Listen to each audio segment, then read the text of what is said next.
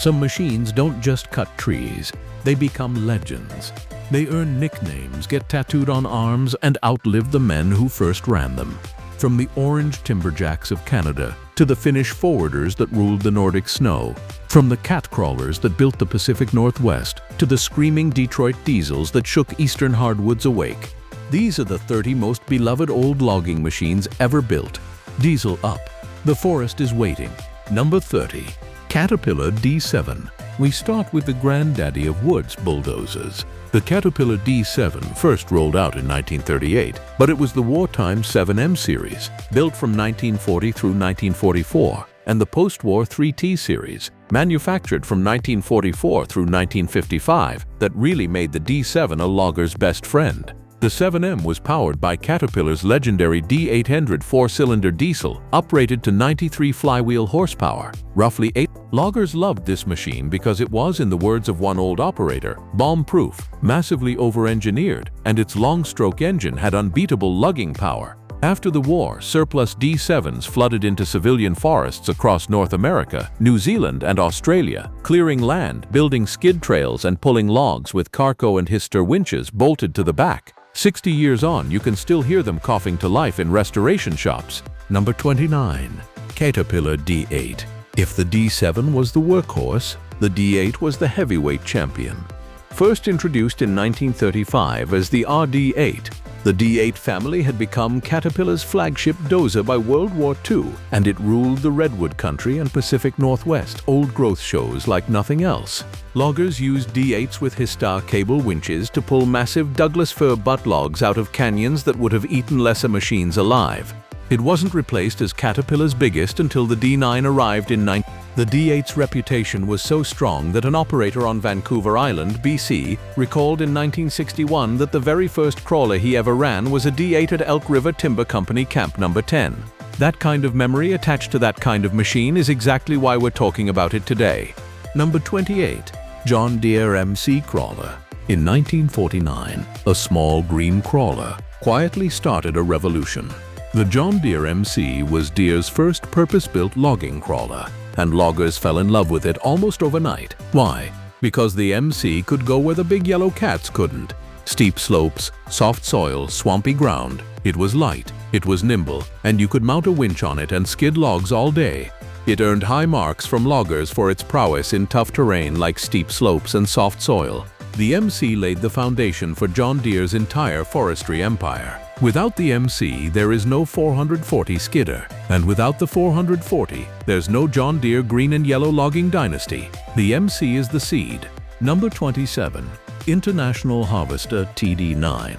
Meet International Harvester's working class hero. The TD9 was a small to medium crawler that became a fixture in eastern hardwood and southern pine logging operations. The original TD9 made about 29 drawbar horsepower, but International upgraded it dramatically with the TD991 series in 1956, which boasted almost 42 drawbar horsepower from its D350 International diesel engine. Production continued all the way until 1974, when International ceased production with a final tally of around 27,500 units. Loggers loved the TD9 because it was small enough to maneuver through standing timber, but tough enough to push slash, build landings, and skid pulpwood with a winch on the back. A whole generation of pulpwood contractors in Wisconsin, Maine, and Georgia learned the trade behind the levers of a TD9. Number 26.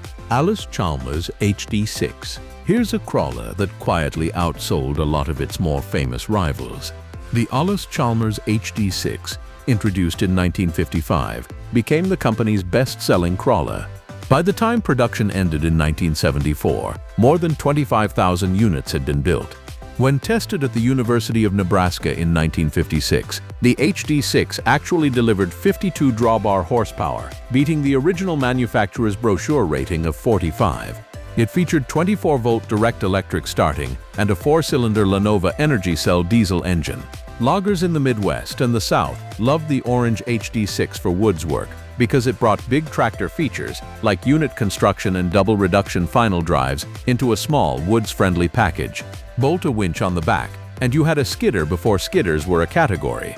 Number 25. Allis-Chalmers HD20. The HD20 is included on this list not because of how many were built, but because of what it represented. When it was launched in 1951, the HD20 was the world's largest track-type tractor, weighing about 22 tons bare and powered by a 6-cylinder GM 61110 diesel, producing 175 flywheel horsepower. Only 3,099 HD20s were built between 1951 and 1954, but a number of them ended up logging old growth in the Pacific Northwest with cargo winches strapped to the back. They were rare, they were enormous, and when one showed up on a logging show, loggers came from miles around to see it run. They are coveted museum pieces today. Number 24. Bombardier Muskeg Tractor. Now for something completely different. The Bombardier Muskeg debuted in 1953. Marketed as an efficient all-season vehicle. Joseph Armand Bombardier himself considered it the greatest success among the industrial vehicles he developed. With its iconic rubber tracks at the rear and skis or smaller wheels at the front, the Muskeg could float across swamps, snowfields, and bogs that no wheeled or steel-tracked machine dared cross. Logging companies in the Canadian Boreal Forest, the Maine North Woods, and the Tug Hill Plateau of New York used muskegs to haul men, gear, and small logs across muskeg bogs that would swallow a skidder whole. Early models used Chrysler Flathead 6 engines, and later versions ran Perkins diesels. They were goofy looking, they were brilliant, and old-timers still talk about them like they were family pets. Number 23. Timberjack 618 harvesters. By the 1980 Timberjack 618s are still working in private woodlots and small operations around the world, proving that early computerized Jack 618 harvester, built during the rise of cut-to-length logging, the 618 combined a powerful articulated chassis with a hydraulic boom and computerized harvesting head capable of felling, delimbing, and cutting trees to exact lengths in seconds. For loggers across Canada, Scandinavia, and the northern United States, the 618 represented the future arriving in real time.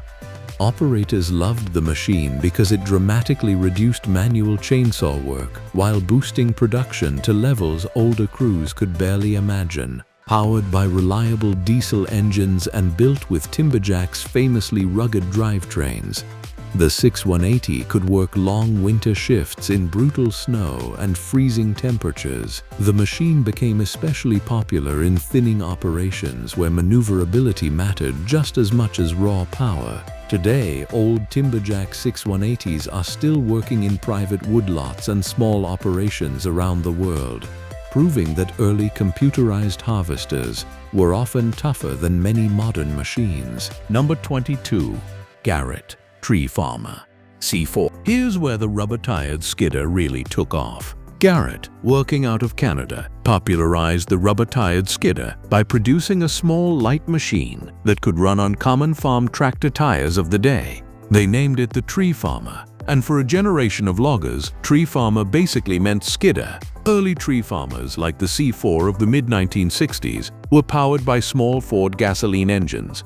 They were simple, light, easy to fix, and absolutely transformed pulpwood logging in the Lake States and eastern Canada. By 1963, the first Timberjack, built on similar principles, appeared in Pacific Northwest woods, but for many old loggers, the Garrett-built Tree Farmer is the original, the one that made cable skidding a real profession. They were originally orange and turned lime green in Number 21.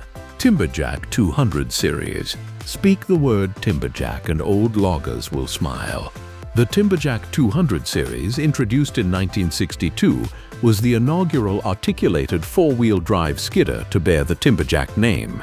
It was powered by a 61-horsepower Ford gasoline engine and had a suggested list price of $8,995. That price tag would have made a 1962 logger choke on his coffee. But the Timberjack 200 changed the math of logging forever. Designed by Wes McGill and Robert Simons in Woodstock, Ontario, the 200 used a rigid front frame articulating over a back frame with a winch. And that simple Canadian idea revolutionized log skidding by allowing superior maneuverability over uneven forested terrain. The traditional reddish-orange paint scheme that defined Timberjack for decades made these little articulated skidders unmistakable in any clear cut.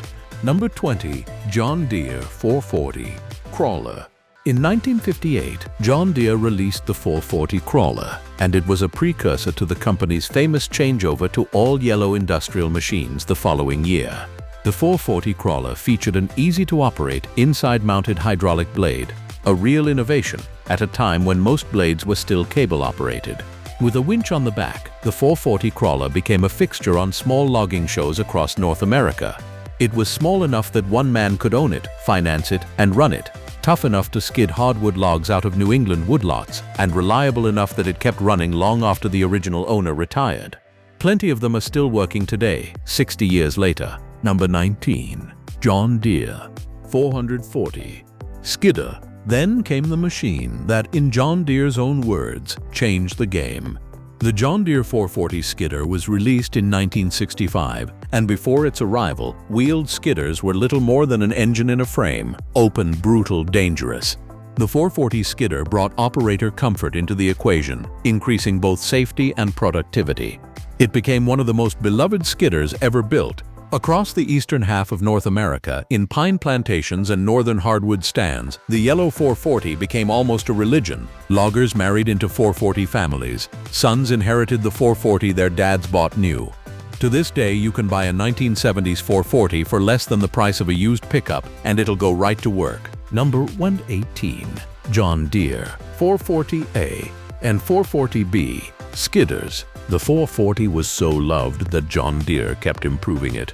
The 440A skidder was produced from 1967 to 1970, followed by the 440B from 1970 to 1976, and then the 440C through 1976. Each version added refinements, better hydraulics, more comfortable cabs, stronger transmissions, but the basic recipe stayed the same: a 4-cylinder Deere diesel up front, articulated frame in the middle, winch in the back, and a thick steel arch over the operator's head. These machines built the eastern timber industry.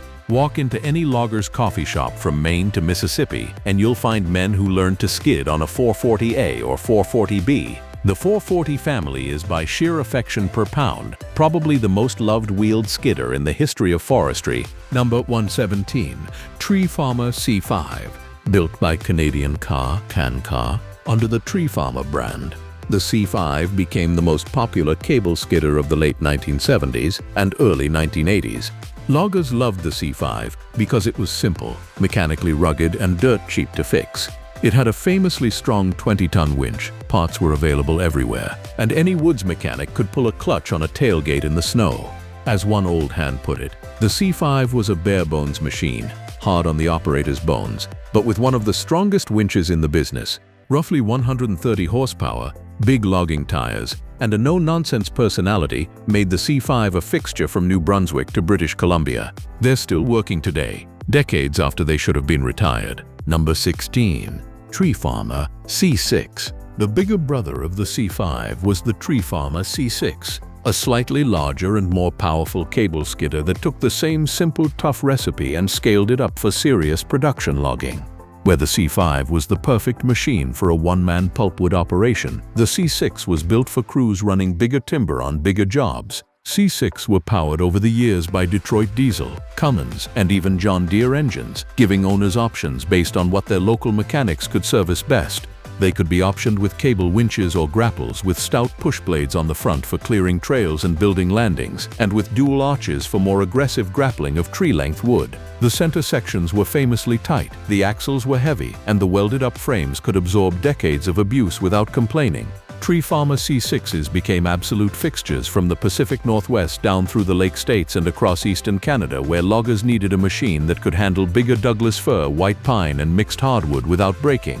What made the C6 truly beloved, though, was the simple fact that it never quit. Owners report 7,500 hours, 10,000 hours, even more on original engines. Some are still running today with engine rebuilds, fresh tires, and tight center sections, hauling wood for second-generation owners who bought them used in the 1990s. In a world of increasingly complicated forest machines, the C6 stood as proof that simple, mechanical, repairable iron will outlast just about anything else humans put in the woods. Number 15.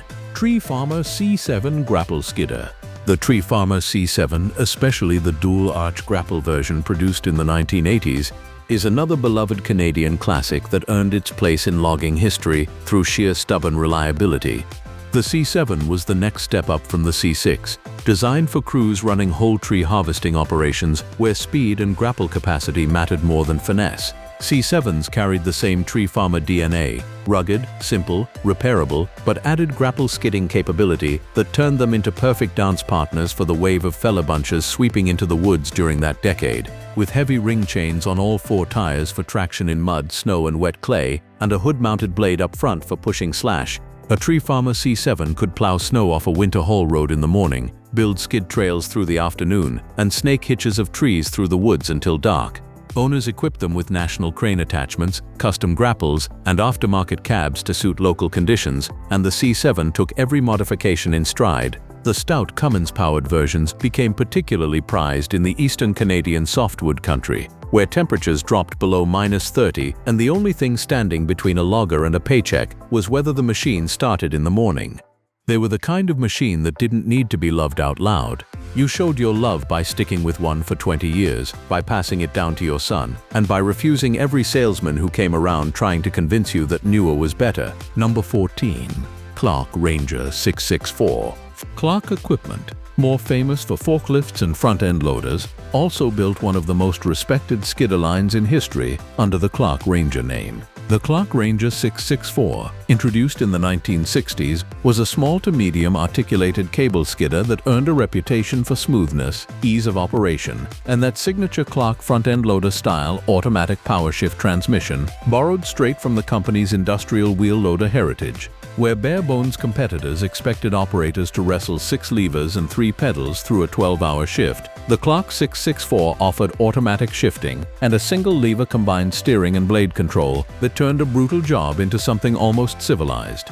Veteran loggers have long referred to the Clark Rangers, including the 664, 665, and 666, as the Cadillacs of skidders, with auto-trans, one-lever steering, and a level of operator comfort their competitors couldn't touch. Compared to bare-bones machines that left an operator's back ruined by 50, the Clark 664 felt like luxury, a machine that respected the man inside the cab. It quickly became a favorite in eastern Canada, the Lake States, and the Appalachian hardwoods, where long shifts and rough terrain made operator fatigue a real productivity killer.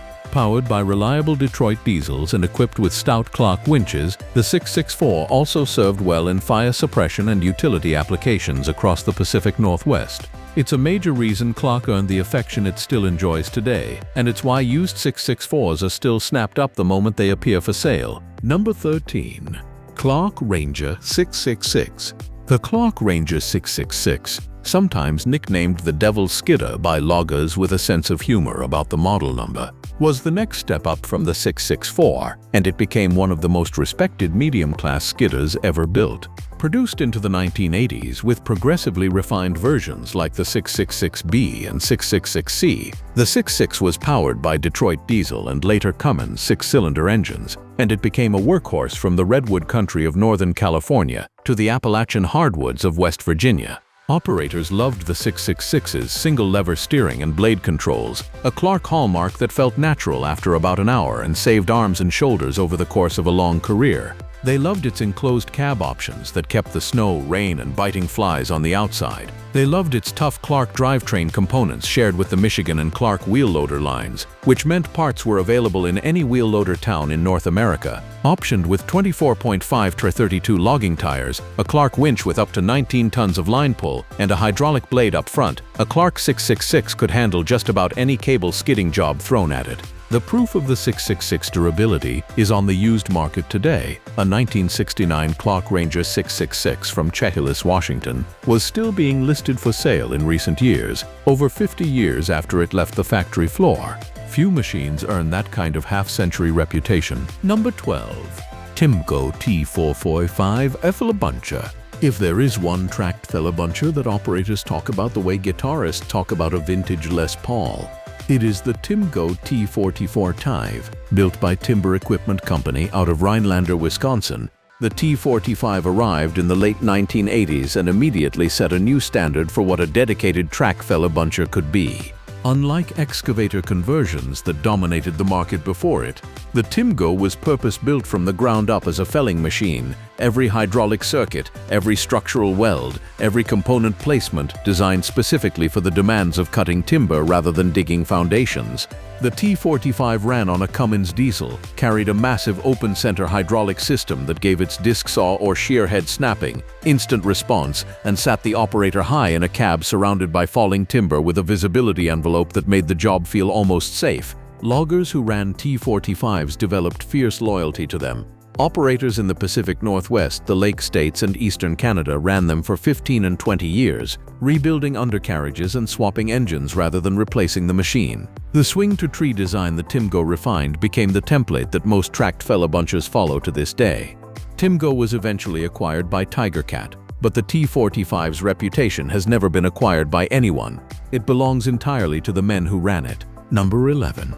Caterpillar 518 Cable Skidder. When Caterpillar finally jumped into the rubber-tired skidder market, they did it the Cat way. Heavy, durable, beautifully engineered, and unapologetically expensive.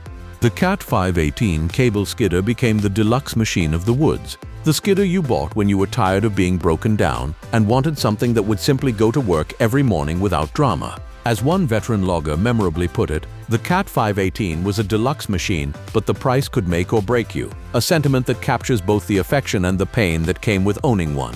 With its iconic Caterpillar yellow paint, a Cat 3304 four-cylinder diesel engine, a smooth Caterpillar power shift transmission, an integrated arch and cat-built winch, and the kind of bulletproof Caterpillar build quality that loggers spoke about in reverent tones, the 518 became famous in the Pacific Northwest for quality and durability. Pacific Northwest contractors running 518s often kept them for 15 or 20 years, knowing the resale value would still be strong. Loggers who could afford one rarely sold it. The 518 was the kind of machine that became a family heirloom. The 518's larger cousin, the 528 grapple skidder, took the same recipe and added a hydraulic grapple for whole tree skidding, becoming equally beloved in southern pine country and Canadian softwood operations. Together, the 518 and 528 cemented Cat's reputation as a serious forestry brand. A reputation that carries through to today's modern cat skidders, which still trace their DNA directly back to those original yellow workhorses. Number 10. Franklin 170 Skidder. Franklin Equipment, building skidders out of Franklin, Virginia, became a beloved southern brand in an industry dominated by big northern names. The Franklin 70 was the company's core skidder, and arguably its masterpiece, available in cable or grapple configurations and powered over the years by Detroit diesel and later Cummins or John Deere engines. A 1999 Franklin 70 cable skidder ran on a 6.9-liter John Deere PowerTech diesel making 180 horsepower, paired with a power-shift transmission and a Franklin-built winch tough enough to handle the heavy tree-length hardwoods of the Appalachian foothills. The 170 came in multiple variants over its long production run, including the 170 XL forwarder version, the 170 grapple skidder with single or dual arches, and even fella buncher and utility configurations. Franklin skidders became absolute fixtures in the southern pine country, where speed, simplicity, and serviceability mattered far more than fancy electronics. Southern loggers cutting 20 or 30 loads a day on big pine plantations needed iron that started every morning, ran all day in 95-degree heat, and could be fixed beside the trail with hand tools, and the Franklin 70 delivered on every count. The company's old-school yellow and black paint scheme became as recognizable in southern logging country as Timberjack orange was in Canada. Even after corporate ownership changes saw Franklin merge with Tree Farmer to produce machines like the Franklin Tree Farmer C7, the original 170 line kept its identity. Franklin's old-school skidders are still rolling through southern forests today, often sporting grapples bigger than the day they left the factory. Number 9.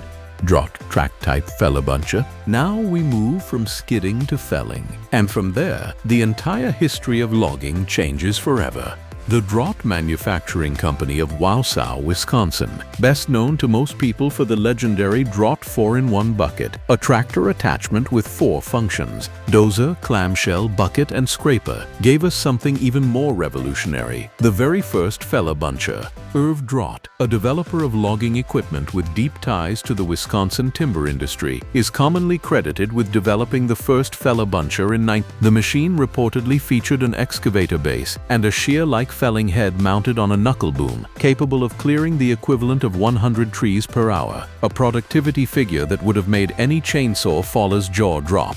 That single invention rewired the entire logging industry, replacing dangerous hand-felling crews with one operator sitting safely inside a steel cab manipulating a hydraulic shear. The Drott Manufacturing Company existed from 1916 until 1968, founded as the Drott Tractor Company by Edward Drott. Drott was taken over by Tenneco in 1968 and became a division of Case Corporation, which Tenneco also owned. The Drott Series B Feller-Buncher crawler excavator is one of the most quietly historic machines ever built. Without it, there is no hydroaxe, no Cat 22.5, no Tiger Cat, no modern mechanized harvesting. Drott didn't just build a machine in 1968. The company invented an entire category of forest equipment that would, over the next half-century, completely transform how the world cuts trees. Number 8. Hydro-axe wheeled feller-buncher. While Drott pioneered the tracked feller-buncher, Carroll Nelson and Len Vicina invented the first hydrostatic wheel-type feller-buncher, known as the hydro-axe, in the 1970s. Their breakthrough was as important as Drott's, and arguably more transformative for one of the largest logging regions on Earth, the American South. Built by adapting earlier land-clearing mowers for timber felling, the hydro-axe brought the speed of rubber tires together with the cutting power of a hydraulic shear, and it transformed pulpwood logging in the southern pine plantations from Texas to Virginia. A skilled hydro-axe operator could fell, accumulate, and bunch loads of small-diameter southern loblolly and slash pine far faster than any chainsaw crew, and with vastly improved safety. The hydrostatic transmission gave the operator infinitely variable speed control, allowing him to creep up to a tree, snip it cleanly, swing to the next one, and accumulate 3 or 4 stems before dropping a bunch on the ground. The drive-to-tree concept the hydro-axe pioneered is still the dominant design in southern pine logging today, more than 50 years after it was first introduced. The original hydro-axe bunches were painted distinctive orange and were small, light, and quick on their feet, perfect for the flat, sandy southern pine country. Loggers who started on the original orange hydro-axe bunches still talk about them with the kind of fondness reserved for first cars. Eventually, the brand was acquired by Blount and rebranded as Prentice, but the hydro-axe legacy lives on in every wheeled feller-buncher made today. Number 7. Caterpillar 25 Feller-Buncher. Caterpillar entered the feller-buncher game in 1973 with the Cat 2025 series, a tracked feller-buncher built on the company's 2025 hydraulic excavator base, which had already proven itself in construction work around the world. By marrying that excavator platform to forestry-specific shear and saw heads, Cat created a tracked feller-buncher that improved mobility and stability on uneven terrain compared to the wheeled prototypes coming out of southern manufacturers. The 2025's hydraulic system was massive for its day. The undercarriage was protected by heavy guarding and rock guards, and the cab was reinforced for the unique demands of falling timber rather than digging dirt. The addition of shear and disc saw heads turned it into a productive tracked feller-buncher capable of handling everything from southern pine to mixed Canadian softwood. In southern pulpwood country, in eastern Canadian softwood operations, and especially in mountain logging where wheeled bunchers couldn't safely operate on steep slopes, the Cat 2025-based feller-buncher became a workhorse. Pair it with a Tree Farmer C6, a Clark Ranger, or a John Deere 440 grapple skidder, and you had a complete mechanized two-machine system years before mechanized logging was the norm in many regions. The 2025 also helped legitimize tracked felling in regions that had previously distrusted excavator-based machines, paving the way for later generations of dedicated tracked feller bunches from Timgo, Tiger Cat, and Caterpillar's own subsequent forestry-specific track machines. It was the right machine from the right brand at exactly the right moment in logging history. Number 6. Cohering Shortwood Harvesters. The Cohering Shortwood Harvester is one of the most beloved and groundbreaking forest machines ever built, and one of the boldest engineering achievements in the history of mechanized logging. Donald Tompkins of Highland Pulp in Cape Breton, Nova Scotia, purchased a Cohering Shortwood Harvester in 1970 and ran it until that single fact tells you everything you need to know. 19 years of brutally hard logging coming out of one machine in some of the harshest forest conditions in eastern Canada. Built by Cohering Waterous in Brantford, Ontario, the Shortwood Harvester was one of the first machines on Earth ever to fell a tree, delimit, slash it into pulpwood billets of standard length, and load the wood, all by itself, with one operator working from a single cab. What chainsaw crews of 5 or 6 men used to do in a day, the shortwood harvester could do faster, safer, and with no one swinging a saw in the kill zone. The legendary engineer John Curlick, who went to work for Marathon Corp in Northern Ontario in 1951, was integral in his later career at Coharing to the development of the shortwood harvester, the accumulating shear, and the disc saw, 3 innovations that together defined modern Canadian mechanized harvesting. The famous KH3D shortwood harvester variant in particular became iconic, appearing in Coharing promotional films from the 1970s. The Coharing shortwood harvester is quite simply a Canadian icon of the highest order. Number 5. OSA 2050-2060 Forwarder. Sweden's OSA, Ostmark Skogsmaskiner AB, built in the small logging town of Ostmark in Värmland, produced forwarders that punch so far above their name recognition in North America that it borders on criminal. The OSA 250 and 260 forwarders of the 1970s and early 1980s were, in the opinion of many Nordic logging veterans, the finest machines of their generation, beautifully engineered, ferociously capable, and built with the quiet obsessiveness that defined Swedish industrial manufacturing at its peak. The 260 in particular was a large frame forwarder designed for the heavy timber conditions of central Sweden, where long cold winters, deep snow, and steep broken ground separated the machines that merely worked from the machines that were remembered.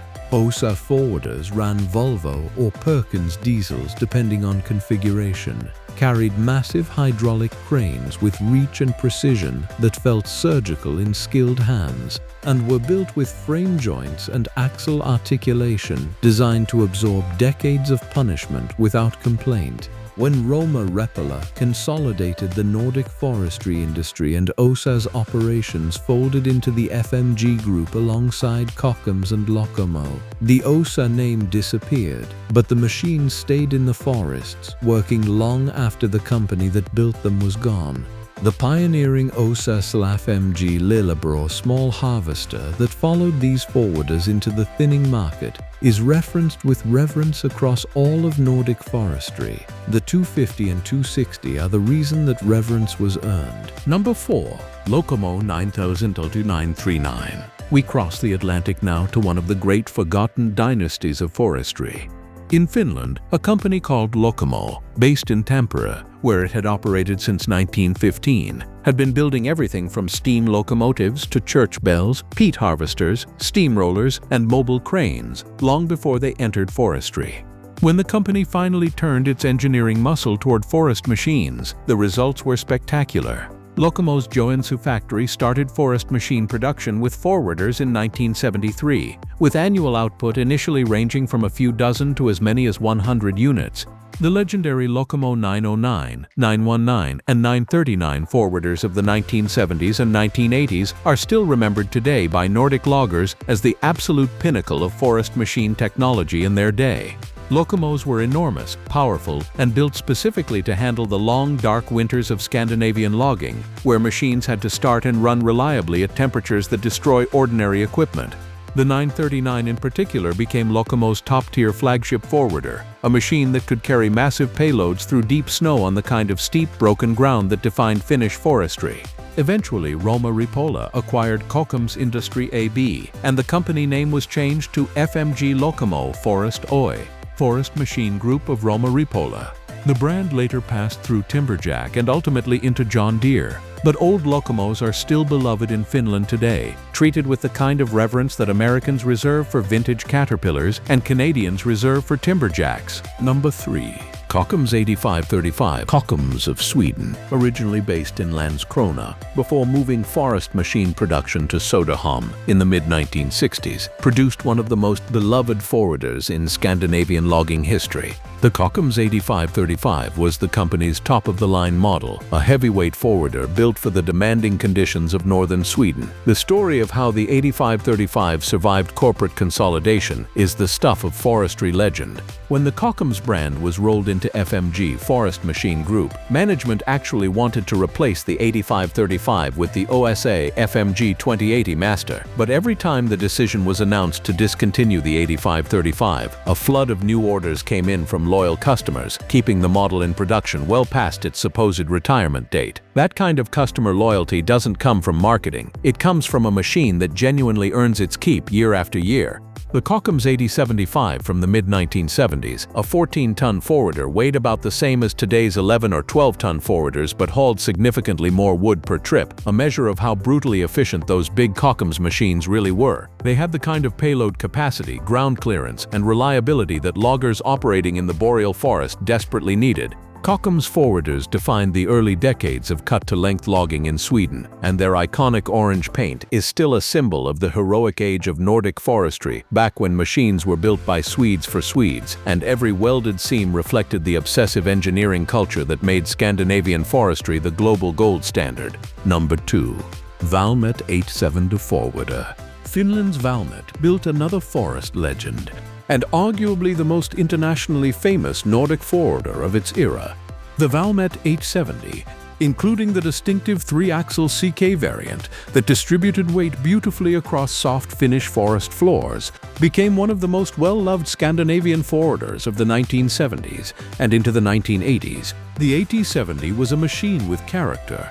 Its 3-axle layout gave it remarkable stability and flotation on muskeg and snow, while its hydraulically driven crane and bunk allowed operators to load impressive volumes of cut-to-length wood per cycle. Valmet, alongside Lokomo, Kockums, and Oasa, helped invent and define the Nordic cut-to-length logging system that today dominates global forestry, a system in which trees are felled, delimbed, and cut to length by a harvester in the stand, then carried out by a forwarder rather than dragged by a skidder. Valmet's small harvester innovations of the 1980s, like the 701, which followed ÖS-FMG Timberjack's pioneering Lillebror, Little Brother harvester, into the small stem thinning market, and its bigger forwarders together built the foundation of modern mechanized forestry as we know it. After multiple corporate mergers, Valmet's forest machine operations eventually became Komatsu Forest, but the original Valmet machines retain a passionate cult following among Nordic loggers and collectors. Old 870s appear at vintage forestry shows in Sweden and Finland to this day, and operators who ran them in their working lives speak about them with the same affection North Americans reserve for old Timberjacks and John Deere 440s. Number 1. Timberjack 2040-230 380 series. And our number 1 is, fittingly, the brand whose name became a generic term for skidder in much of North America, the way Kleenex became a generic term for tissue paper. Timberjack, born in Woodstock, Ontario, in the 1950s, under founders Wes McGill, a trailer salesman, and Robert Simons, a mechanic from nearby Ingersoll, working alongside Vern King, went on to build the most beloved family of cable and grapple skidders in the world. The Timberjack 200 series of 1962 led directly to the iconic 240 and 230 small skidders, and then to the larger 380 series and beyond, a lineage that defined the woods for an entire generation of loggers from British Columbia to the Maritimes and right down through the eastern United States. The traditional reddish-orange Timberjack paint became the most recognizable color in the woods, instantly identifiable from a half-mile away in any clear cut. In 1992, the color was changed to green with black and yellow trim, marking a new corporate era. Timberjack was acquired by Eaton Corporation in the 1960s, made a leveraged buyout from Eaton in 1984 for approximately $26 million, was acquired by Finnish Rauma Rapola in 1989, and finally became a subsidiary of John Deere from 2000 to 2000. In June 2006, during the Forestry Fair Florence Wood, the Timberjack product line was officially phased out, making John Deere the largest individual brand in forestry equipment. But the orange Timberjacks of the 1970s and 1980s are still working today, and to many loggers around the world, they remain the most beloved logging machines ever built. If you ran one, owned one, or grew up watching one work, drop the model in the comments. We read every one. Hit the like button if you'd take any one of these home tomorrow. Subscribe for more old iron and forest history, and we'll see you in the next video.